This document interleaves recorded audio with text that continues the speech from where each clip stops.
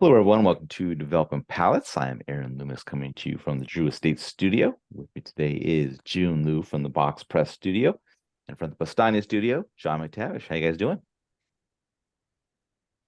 All right. Doing all right. Thank you for asking. How are you, Aaron? Nice. I'm doing wonderful. Good. Yeah, I was going to say something else, but we'll get into the review. All right. Until So I smoke this. today we are talking about the EP Carrillo Pledge of Allegiance. Cigar is a Toro Extra 6x54. Comes out of the Tabacalera La Alianza factory in the Dominican Republic. Wrapper is Connecticut broadleaf. Binder is Ecuadorian Connecticut. Filler is from Nicaragua, the Dominican Republic, and the United States. Blended by Ernesto Perez Carrillo. Price point is $20. Cigar was released in June of 2023. So with all that out of the way, June, what was your overall experience like with this cigar? By the way, I really liked these bands. I know it's very excessive, all of these bands and stuff, but there's something about like that, what do you call that? Like a royal blue, maybe, Yeah. and like the red and the Pledge of Allegiance and that like cursive, Yep. I thought it was really Almost cool. like the Constitution, like the Yeah, the font on the Constitution kind of totally. I thought it style was super writing. Yeah. cool. Yep. Yeah. That's the last probably good thing I'm going to say about the cigar.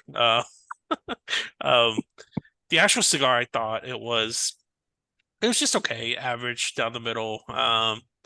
There's a lot of dominant earthiness for me. A lot of baking spice, a lot of oak influence. That first third was a little better. Gave me some of this like kind of like a bitter espresso going on, a little bit of cocoa, but there was none of this like what I think is a good Connecticut broadleaf of giving me like really full chocolatey kind of like a barnyardy, sweetness, like natural sweetness, creaminess. It was really none of that. It was just too earthy and too woody for me. All right, John, what were your thoughts? Yeah, I thought it was going to feel at least 35% more American smoking this, but it's really only about 5% more American smoking this. And I will agree with June. I thought the first third it had the most potential of the cigar, and it had some elements of Connecticut broadleaf, but not what I would typically expect. So like I got a lot of sweet tobacco notes. The wood for me was offset by some creaminess. Definitely got that leather, which I associate a lot with broadleaf on the post draw. Medium baking spices, creamy chocolate. So for me, the first third I was like, okay, this is good. And then I think as it progressed, I would kind of call it discordant. Like the notes were kind of still there, but they were kind of all jumbled up. So leatherwood, tobacco, spices, chalkiness, wood, and then spices kind of took over the profile, and they didn't really match up well. So it wasn't unpleasant. It just wasn't the same level of complexity as the first third. And then the last third was kind of a chalky tobacco and spices, tannic wood, bitterness. Yeah, I just kind of fell off from there. The good news is the construction was great, perfect draw, perfect burn, so it had that going for it, which is nice. Aaron, what about you? Yeah, for me, the cigar started with toasted oak, black pepper, and earth. Got a light mustiness that joined in fairly quickly. Second third saw the core components move up and down, and the final third saw some wood bitterness join in. Construction was absolutely perfect on my sample, so kudos for that for $20 cigar. Um, Cigar had an average flavor profile throughout. Really basic flavor profile, wasn't exciting at all. No spirit. Dryness throughout the profile was just an underlying negative aspect as well. With how fast the cigar sold out and all the buzz around it, it's quite a disappointment. I feel like definitely not something I would return to. You can't find them anymore anyway, so no chance of that. But yeah, I'm gonna get into a little bit more of my final thoughts here. But let's get into the scores. Gonna start at the top with John at 6.1. June and I both gave it a 5.75, and Seth, who wasn't able to join us, gave it a 4.28. So, John, how'd that 6.1 match up for you? Boy, 6.1 and a $20 cigar. That matches up well. I mean, it did have what I would call a slightly above average flavor profile, and perfect construction. So that part of the score matches up well, but I'll talk in more detail afterwards. All right, June, 5.75. 575 is, yeah, makes sense. Average tasting profile, through and through. So with good construction.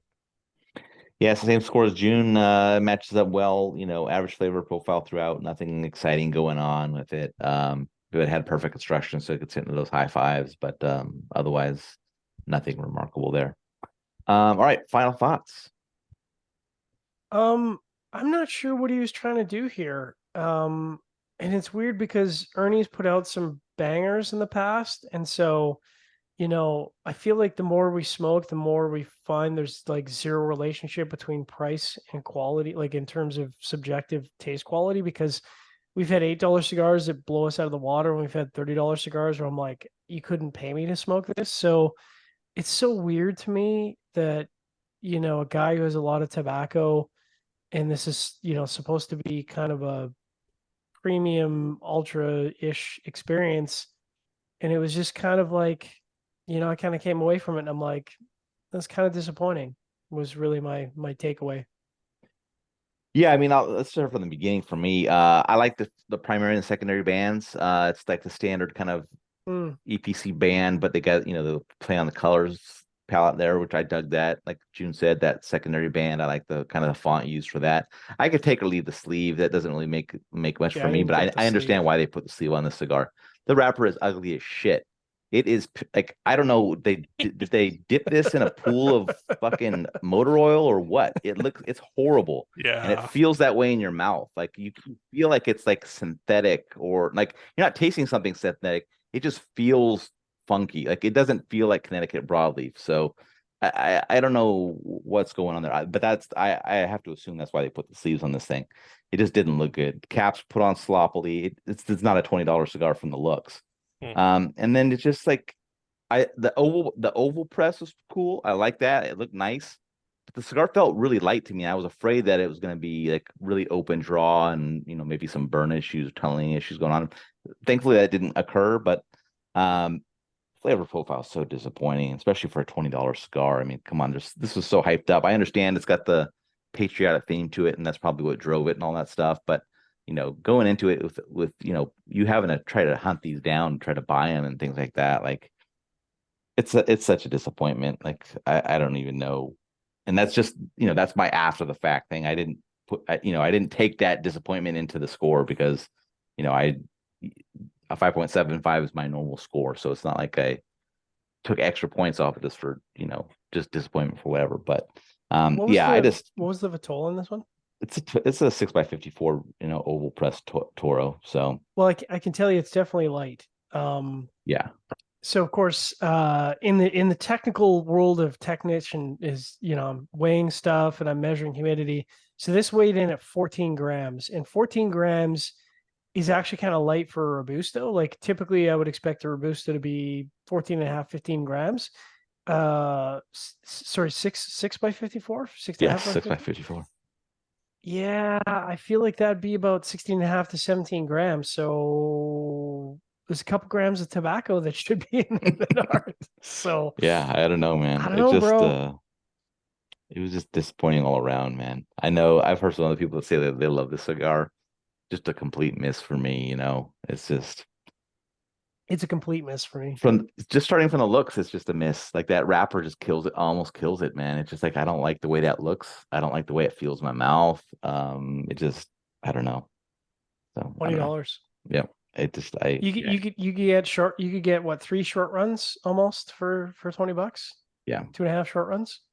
So we bought a box for this because that's like really the only way you can get these unless you found somebody that had them that you can buy it from. So Are I we get the doing a box. giveaway? I get the box. I open the box. One of the hinges is already broken off of it. It's like Oh it's just like, shit. come on, man. The box looks pretty cool too, but it's like it just is not put together very well. So I don't know. It was started Damn. immediately So opening the bad. box. It started for me. So I mean, can you imagine if you were because like I feel like the irony is that people have said to me, they're like, well, you guys must be such princesses being reviewers. I'm like, I feel like we put up with more shit because yeah, we were more patient for stuff like that. And I feel like if I was a consumer and I just dropped $200 in this box and the fucking hinge broke off, I'd be yeah, like, bro, what the yeah, fuck? Like, are you kidding me? exactly. It is attractive on the shelf, though, within the presentation and all. But the thing is, they were never on the shelf, so Oh, you know okay. they sold as fast as they came in for everybody. Wow. So America, baby. yeah, America. What was the last great EPC new release that I had? Honestly, it was La the Historia. Dark Rituals in 2011. Oh, okay. Well, you're going way further That back was the than I last am. good one. You know, like I thought La Historia was. Well, which yes, I is, did. I La did Historia was enjoy pretty it. good. I did. And they but had ever that, they had since that then, the relaunch of that short run from 2019, I say. yeah, it was not the Pretty good. same. The original short ones. Now I'm Yeah, gonna sound but like a you boomer. can't. People are gonna be like, "You No, guys you always can't talk about compare old it to the stuff." originals. Yeah, the I know, original but short ones were hot. no. But I want to meet current like cigar smokers that's like into trying new stuff. I would I love don't to, think you do. because most of the time I we don't think you talk do. to cigar guys, it's all like it's guys like us where we just talk about the Yeah, good old days. yeah. I'll break down the new smokers for you. Yeah. It's the cigar that we're reviewing next. That's what they like. So Oh, they want. Here's what they want now. They want small brands, like new small brands, yeah, and they love the new the Bullshit historic. story. yeah, We're the supporting this. story We're and supporting this new yeah, brand. We're gonna get on the ground floor and we're gonna take these guys up to the top. And these brands yeah. are not gonna go anywhere. So Super small batch and blah blah blah blah. yep. We hand selected this and this. Yeah, And it's like derivative blends from factories that you've already smoked 50,000 different blends from and stuff like that. So yeah. Terrible. Yeah. Need a lot more education out there, I think. Yeah. All right. Well, enough negativity for the moment. Wherever you catch this video, be sure to like and subscribe. But read the full written review on the website, developingpalace.com. Follow us on the social media channels. You can catch all of our review recaps on podcasts, iTunes, Google Play, and Podbean. Thank you for tuning in, and God bless America. You can catch us on the next one. I pledge allegiance to the flag of the United States of America and the Republic